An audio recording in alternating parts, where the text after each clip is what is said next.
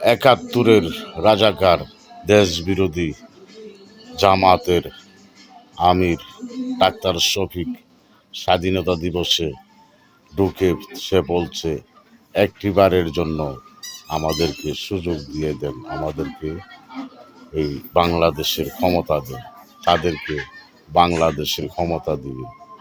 শিয়ালের কাছে মুরগি রাহানি দিবে। শিয়ালে তো বেড়া ভেঙে মোরগ নিয়ে যায়।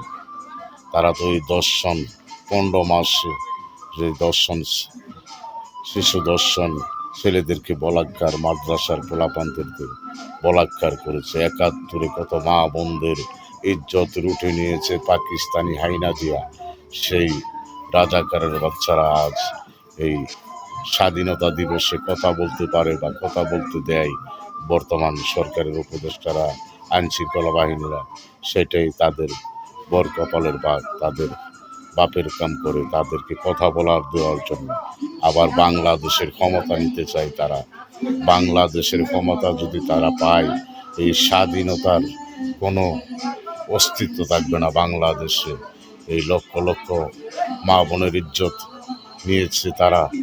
এই বাংলাদেশে লক্ষ লক্ষ মানুষ হত্যা করেছে তাদের পরিচালনায় যারা যারা তারা হলো এই জামাত শিবির। এই রাজাকারদেরকে যারা ভোট দিবে তারা চরম অপরাধ করবে, মুক্তিযুদ্ধের বিরোধিতা করবে যারা তাদেরকে ভোট দিবে।